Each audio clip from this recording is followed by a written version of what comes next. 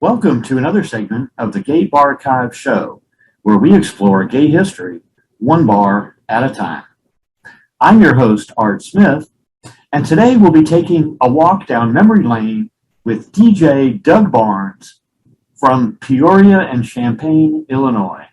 We'll be talking about the Mailbox, the Bar, Giovanni's, BalloonSaloon, and Chester Street. So welcome to the show, Doug.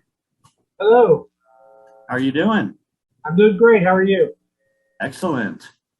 So I understand today we're going to be talking about your memories going back to the 70s in Peoria and Champaign, Illinois. Yes. And, a lot of the episodes we've done have focused on bars in bigger cities, Atlanta, Los Angeles, San Francisco, DC, Chicago, Boston, New York.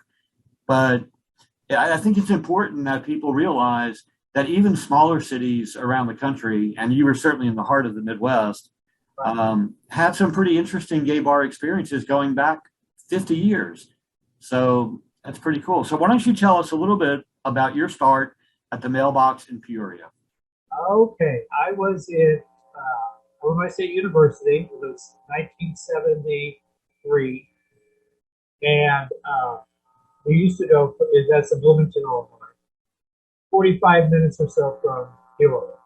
And every weekend we'd go to Peoria. They had this little club called the Mailbox. They had just the guy sitting up on the table playing 145 after another. And all my friends said, well, you got a bunch of records. I said, oh, yeah, whatever. We went one weekend and there was no DJ.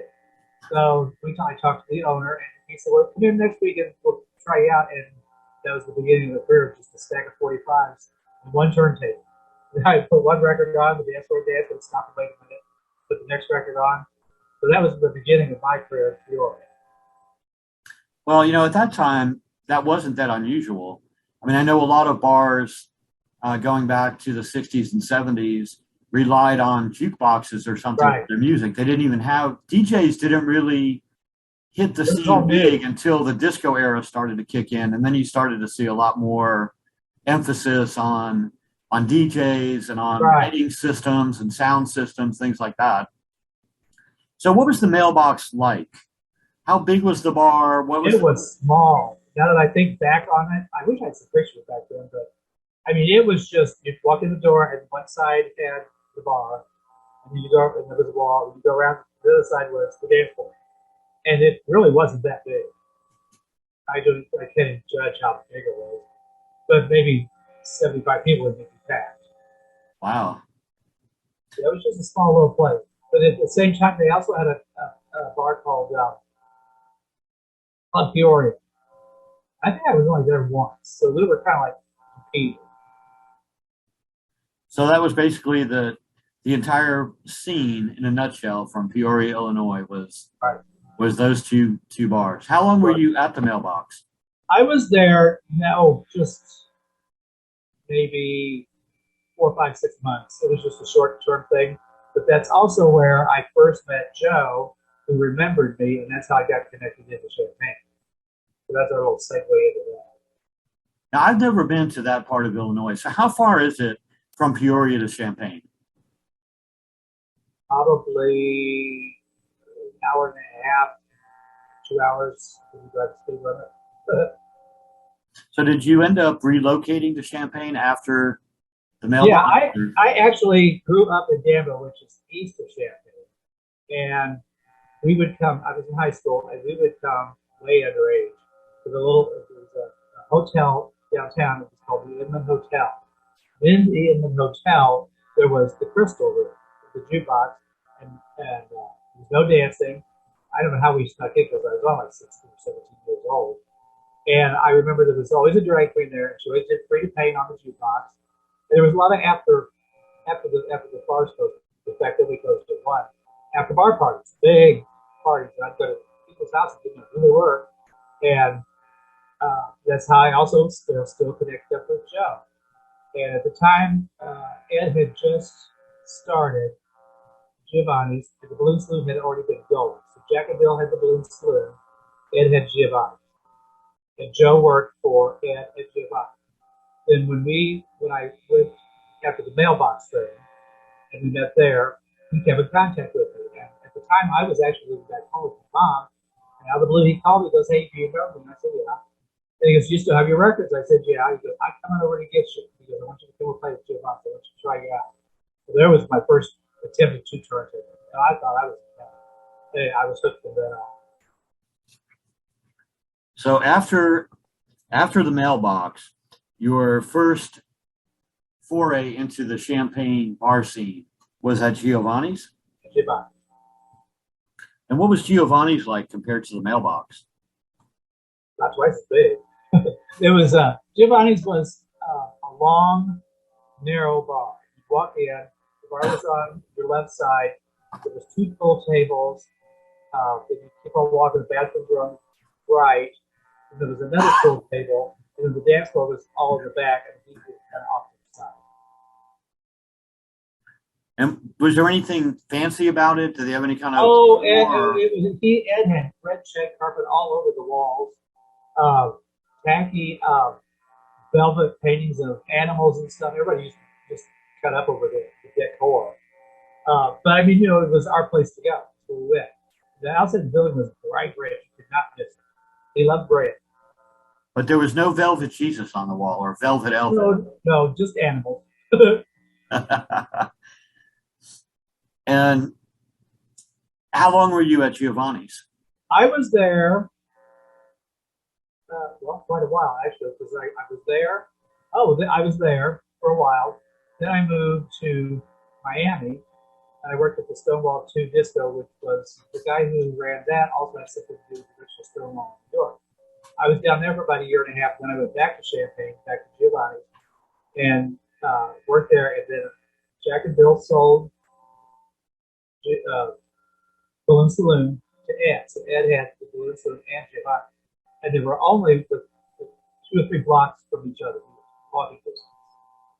So then I started working between the 2 clubs.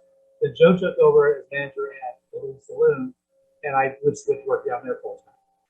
We had some good times. That's where that one picture that I sent you, the narrow bar with the booths on one side and the globe lights, that was taken like where the DJ booth was towards the front. And I remember I'd be in the booth playing, and Joe would come down the aisle and he would hit the lights. So the lights, every other one would be swinging back and forth over the top of the table. And people would just scream and holler and carry on. It was a great sound system for that day. So Giovanni's ultimately and BalloonSaloon were owned by the same people eventually. Eventually it was, yeah. And they were in the same neighborhood. They were close to each other. Did they have a difference of the kind of people that went to one versus the other? Or yeah, Giovanni's was more of the men's bar, and BalloonSaloon was more of the lesbian bar. But it was about half and half. Even back then, everybody was walking. They all got along so well. That happens. And the difference between BalloonSaloon and Giovanni's was like bright red and lit up, and BalloonSaloon was a dark brown, low lighting, kind of more of an intimate type bar. Which seems kind of odd because the name BalloonSaloon kind of implies like a party city type atmosphere. You expect it to be colorful and bubbly and bright. And Giovanni sounds a little bit more like it should be the darker bar. So that's I don't know where they came up with the name BalloonSaloon, but that's what it was called. And you DJ both at Giovanni's and BalloonSaloon. Yes. Then sometime during that period, we all went back to work to Giovanni for a short period of time. And that's when Joe got in contact with the people who had the building where we put the bar. And I remember distinctly we were in his apartment. He goes, "I got to tell you something." I was like, "What?" And he goes, "What do you think if I open the bar? Would you come work for me?" I was like, "Well, yeah." He goes, "I got the keys, let's go look." And we walked into the building, and the bar was huge. It was like 3 levels, actually, with the balcony all around it, with the dance floor. And we just stood up there and looked, and he goes, "Do you think we can fill it up?" I said, "Oh, sure, we can." "Oh, well, we'll leave some people in here." And we had a temporary sound system and all that stuff when we started our show, because our sound system came from somewhere out east. The guy who designed the sound system in the light show eventually went to work for NASA. He was a boy. He he was the original person that did little chips and stuff on all the lights. We had that little light panel, and all you do is tap the buttons, and the lights would just go crazy. So we went in there, and I said, "Oh, yeah, we can." Well, he got it. We opened it up. Opening night, we had something like 1,200 people, and it was slam packed. And he goes, "I can't believe it." And I was just DJing out of it.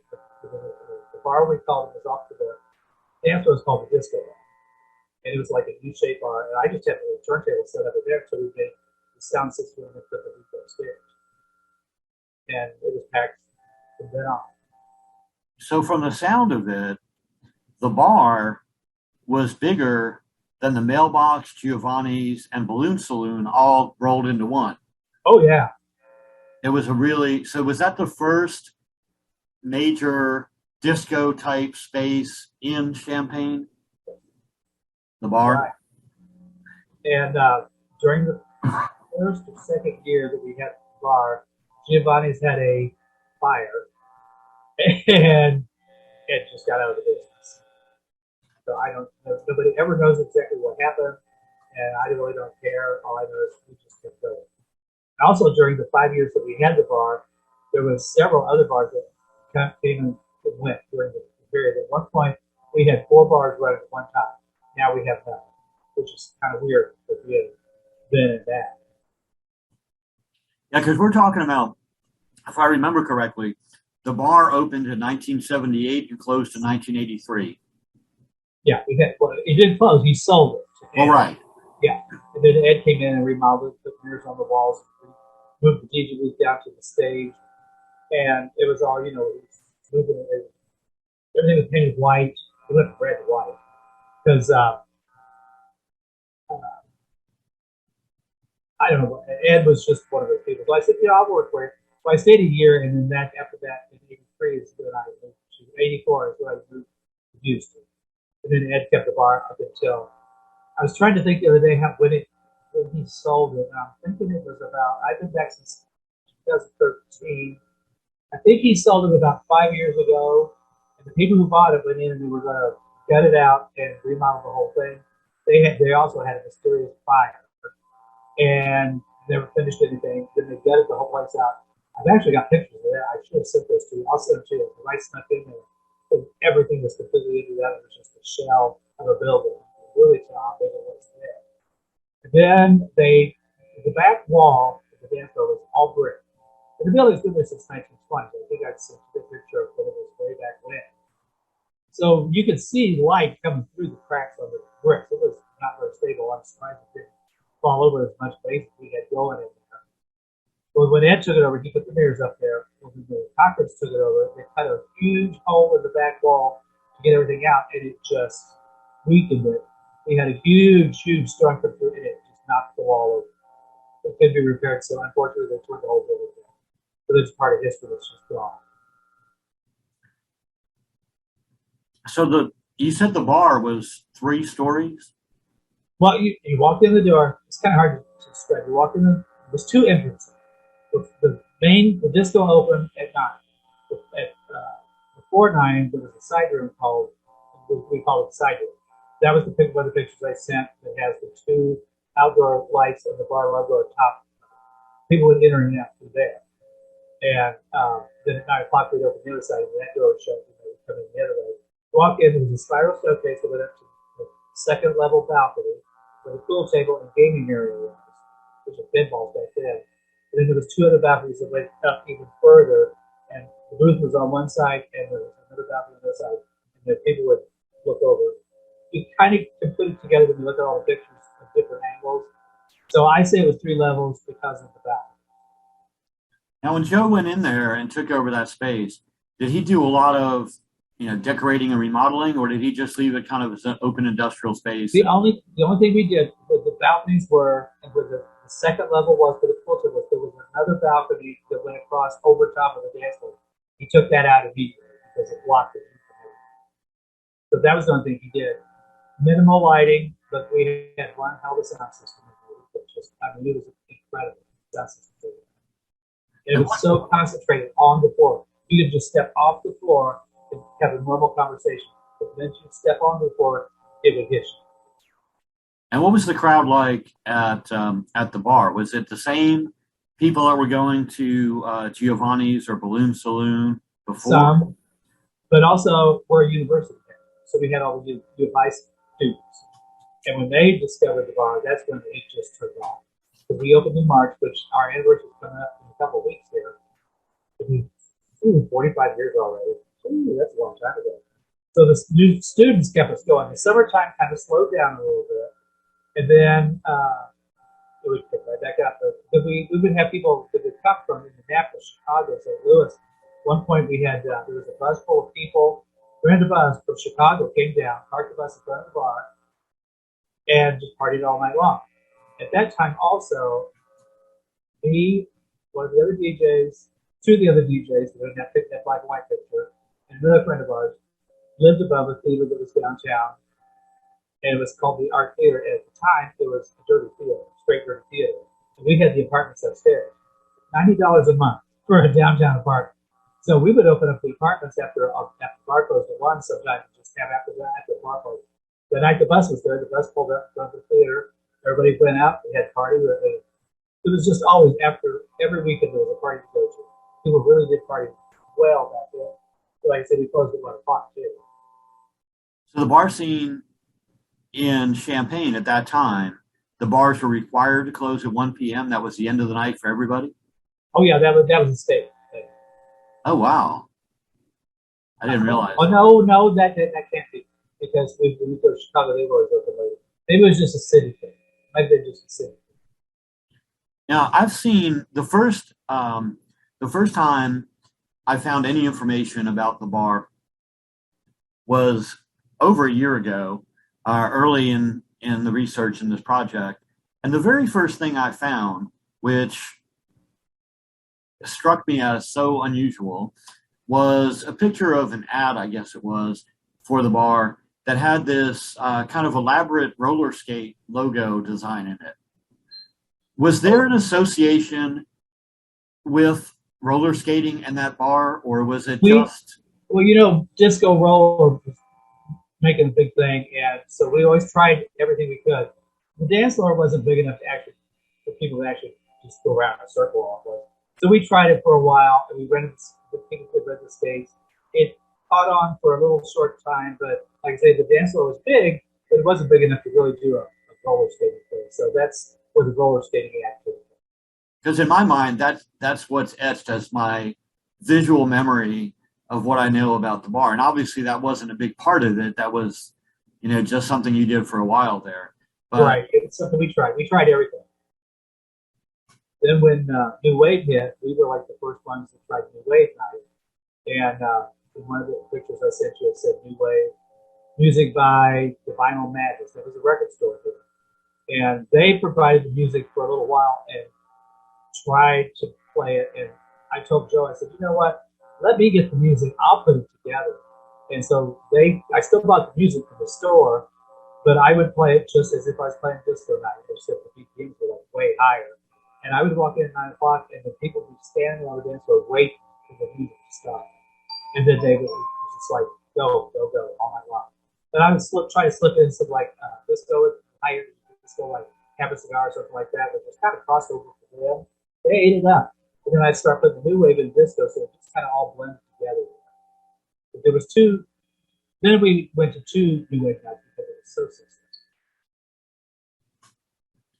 And that under that name, under that concept, with Joe at the helm, the bar lasted about 5 years. 5 years. But the same address later became Chester Street. Is that correct? Yes, because the bar is sitting on Chester Street. It was sitting on Chester Street. And if I'm not mistaken, if I've done my research properly, Joe was working at Giovanni's for a while, and then when he opened his own bar, when he opened the bar, obviously he left. Then Giovanni's closed, and then when Joe was ready to get out of the bar, his former boss bought the bar. Yeah. So he started out working for the guy, then competing with the guy. Yeah, exactly. To the guy. They sold it to him. And Chester Street, I've also seen it referred to as C Street. That's what, yeah, it's like, because it was too hard to say Chester Street survey. So, like back in the day, we'd say, well, let's go to the bar, and that was our code for going to the gay bar. And that's what Joe said, we're just going to call it the bar.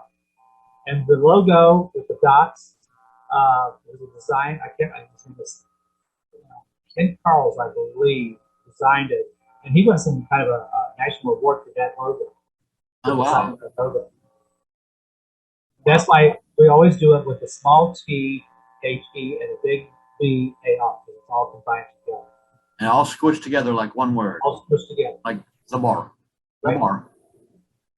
Yeah. So we went, because Joe said, what are we going to call it? I said, I don't know. Let's call it. We just said, let's call it the bar. We all go to the bar anyway, so we'll call it the bar. And then I think there was another bar called the bar out east somewhere. Not anything connected with us, but I do remember seeing that. It was a very common name for a few places. Well, there's a lot of bars I've discovered over the years as I've researched all these bars. I think I've cataloged well over 2,000 bars now. That most of which are gone. There's a few that are still lingering around, but in the course of that research, I have found numerous bar names that have been repeated almost ad infinitum. I mean, I can't tell you how many bars were called the Zoo. I can't tell you how many Buddies there were in different cities. Oh, yeah. Backstreet, there are at least 8 or 10 backstreets around the country. Oh, well, Backstreet, not to clear off too far, but I also lived in the West and went to work for Joe. He had a complex down there, which was a Backstreet.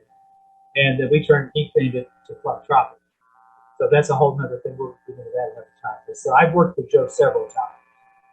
So did the bar change much when it went under new ownership and became Chester Street, or did it, other than decor, other than being repainted or whatever, did the vibe of the bar change? The crowd of the bar change? No, it stayed.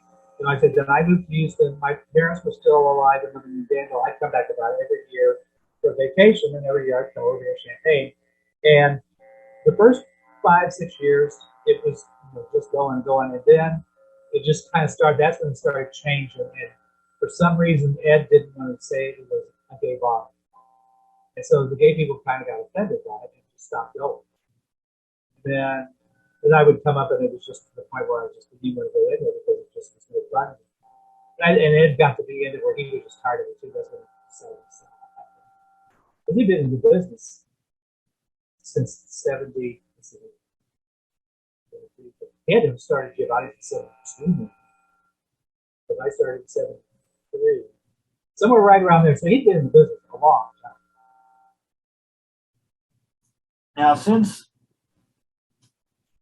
since Ed closed C Street, has there been anything going on in Champaign bar-wise, or?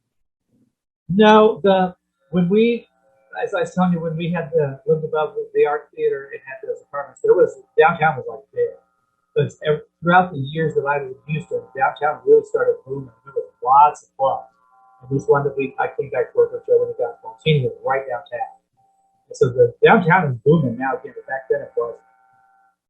Are there any gay bars there now? No, everybody's just friendly, and of course, we've gone on the past couple of years, a lot of those places have closed down. There was one place called Clark Bar, which is still going. She's still surviving over there, and they mostly have live bands and stuff. But everybody's welcome there. I've been there for a while. There's a few people that still go in there and check it out just to get out. So, like I say, back in the bar day, we had 4 bars going at once. There was the bar. Giovanni was still going. There was Twins, which was another little like lesbian bar, and there was another big bar called the Bat. And all 4 of them were busy all the time. They just kind of slowly all dwindled down. They remained where they were to do it. Now, I know in a lot of cities where they have, smaller towns and cities where they have a big bar, it's not open every night. Was the bar open every night, or? Every night. And it still stayed pretty busy most of the time. I mean, obviously, like Monday, Tuesday was a little off. Wednesday night was half price night. Then Thursday became the New Wave night, even though before New Wave night it was still busy. And then Fridays and Saturdays was packed. And then Sundays, pretty much not every Sunday, but at least every 2 or 3 Sundays, we'd have drag shows. And they would pack them in. One of the pictures I sent you is of the crowd sitting on the floor with the directly stand facing the crowd. They would sit on the floor waiting for the show to start. And I just keep playing the music, and they would just keep filling up the floor and filling up the floor and filling up the floor in the balcony rafters. And they ate those drag shows up. It's really, really good. The one picture I sent, I think I sent, was Joe and Jamie Lynn. She was our star. She was amazing. She was so much fun. You know, it was just every night was something going on. At one time we had, I don't remember if I sent that picture or not. I'll have to go back and look. Square dancers. It was when, I don't know if anybody will remember the Voyage album. And on the Voyage album, there was a song called Scotch something. Oh, Lord, my mind's gone. And it was a very country western, go down kind of a feel. Joe got it in his head. He had friends that were square dancers. Let's bring the square dancers in. So I they would stand over the side. I'd try to stop the music. And whenever I'd stop the music, everybody knew something was going to happen. And the dance floor would empty, and the square dancers would come out. And I played that song 2 or 3 or 4 times. And they just stand and dance, then out they'd go. One night, it was Mickey Mouse's, one of his birthdays or something.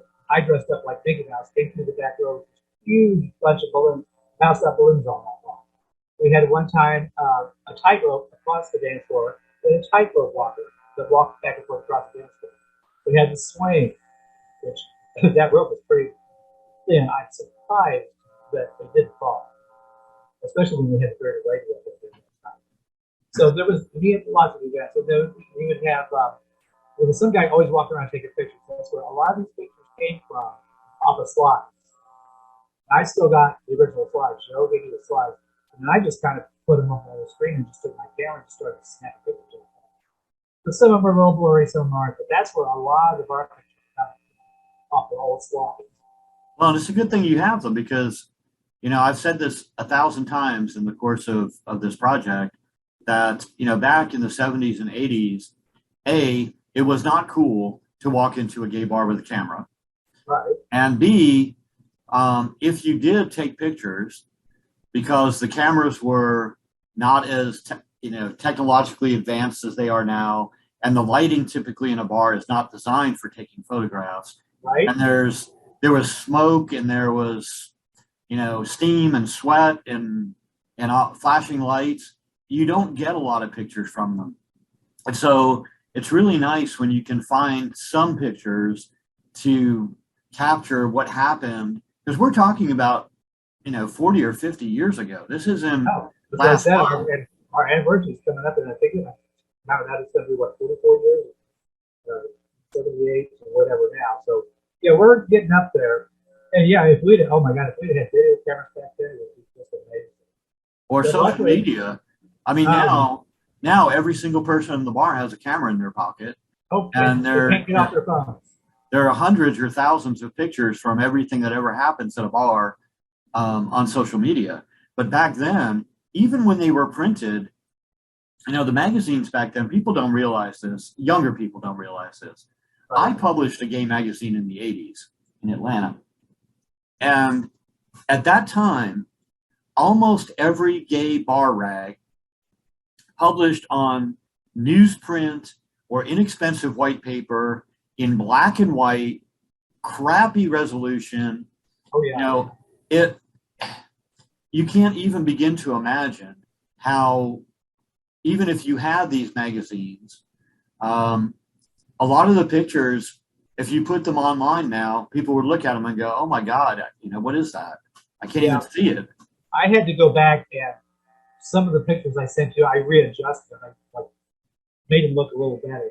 The 2 things that said "Soon the bar" and "Now the opening," the slides had turned yellow. And so last night I was sitting here going, "This just doesn't look right." And I flipped it over to black and white. And I said, "That's the way they look, the original." Joe was real big on advertising. There was Gay Chicago, and I think there was another gay magazine out of Chicago too. But Gay Chicago, that's where we had the full page ads. They did a whole big paper on it. I still got the paper, and these kids were flimsy now. Page after page after page talking about the bar and the different events and pictures and stuff. And I'm just surprised I still have all this stuff sitting around here, but I'm glad I do. And like I said, Joe had had one guy that just almost every event, major event, just walk around the bar and take pictures. People just pose. They loved it. And that's where all these slides came from. And it's really nice that they exist because, like I said, there's so little record of our gay bar history, and that's one of the reasons that I focused on bars for this project. There are archival projects all over the country that have every article about every riot and protest and every kind of discrimination and lawsuit and everything that happened in the gay community.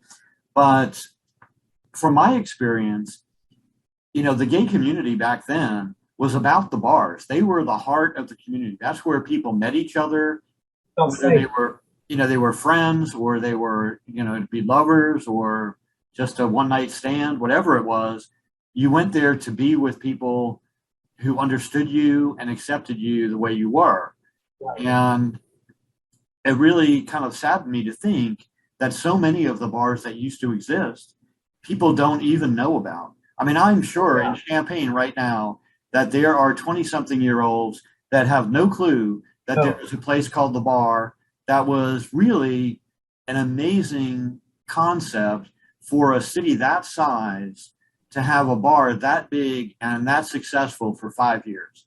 That's, And a few years ago, I got interviewed for one of the university papers, and she was doing an article on clubs and DJs and stuff, and we hooked up. And also, she talked to Joe. And this was something I learned from Joe, that there were gay bars back in the 60s and 50s in Champaign, quiet, out of the way places, and I had no clue they were that far back in the town here. And they were down right on campus, right amongst all the students back there. Yeah, and the truth of the matter is, from the investigating that I've done, is that when you get back into the 40s, 50s, 60s, a lot of the gay bars were kind of what you would call underground. They had no sign to speak of. They very often had entrances off an alley or a rear parking lot. They did not have street-facing windows, so you couldn't drive down the street and look in the bar. And you basically found out about them by word of mouth, or possibly stumbling into one, which was not likely. And they were usually not in good neighborhoods. They were usually in neighborhoods that were sketchy, or very industrial warehouse type neighborhoods where nobody else would be there after dark except the gay people, because they wanted to not be seen. People were afraid of being seen going into a gay bar in 1960. It was a big thing. But I found there's several of them actually across the country. But there are several bars that have been operating as gay bars since the 30s. I know in New Orleans, there's Cafe Lafitte in Exile, which has been operating since the 33 or 34. In New York City, we have Julius, which was not originally a gay bar. I think it was the mid to late 50s before the gay people really took it over. But they're still operating. In Boston, there's Jacques Cabaret, which has been there. They opened as a gay bar in 1938, and they're still operating under the same ownership today. Oh my God. Wow. I mean, the guy who started it, he died. His son was born right around the time the bar opened. And his son is now 83 or 84 years old. Wow. and his grandson, I think really more handles the operations now, but it's still owned by the same family in Boston, and they've been there for all that time. Wow. So it's nice to know that there were bars in smaller places too, because in Boston or New York or LA or San Francisco, you kind of expect that. Those were the cutting edge liberal gay havens back then. But Champaign doesn't really strike me as being that flamboyant or outrageous that you would expect it as much.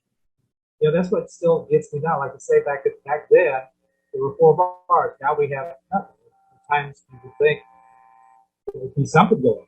And everybody wants to open a bar, everybody wants to open a little. Nobody wants to because they're afraid now, this and that. So I don't know. It's changed a lot, but I'm glad I was around and experienced it and still around to tell all about it. Have my memories for it.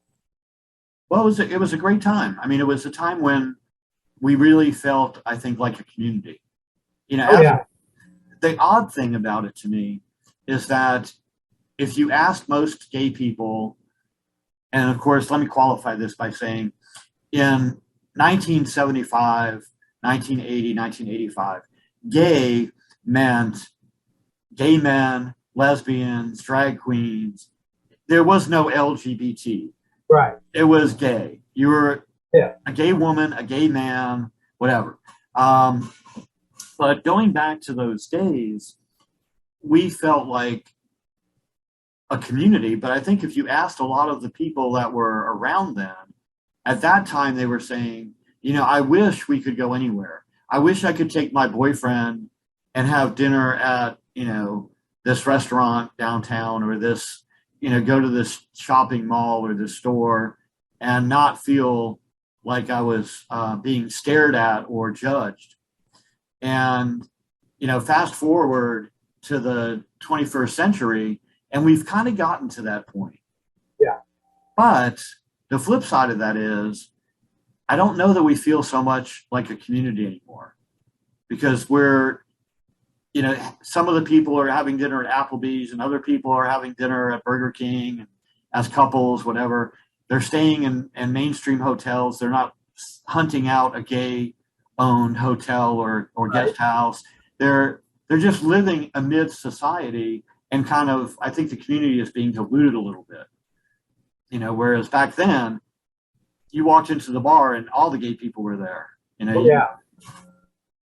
When I was in Miami and worked at the Stonewall 2 Disco, it was in the 8,000 Club Resort, which was a resort, and that was amazing. That was amazing. People from all over the world coming over there. That was a lot of fun. yeah. I'm glad to hear though. I know Champaign you said doesn't have anything, and maybe it will again. Maybe.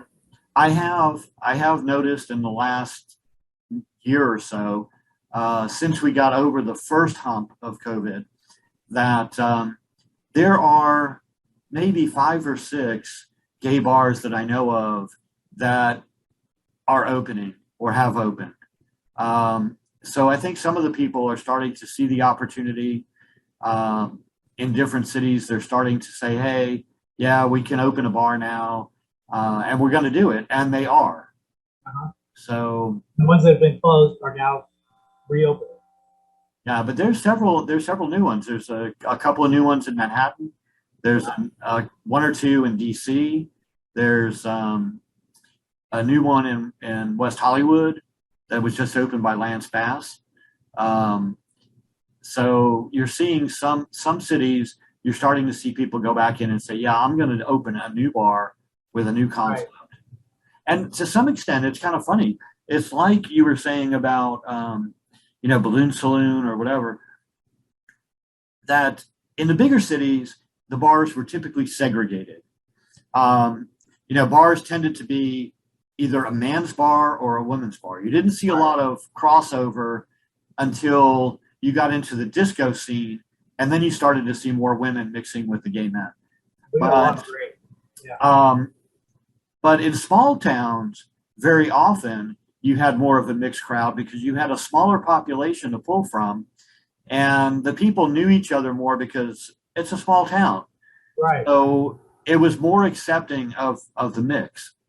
Well, what I'm seeing now is that most of the new bars that are opening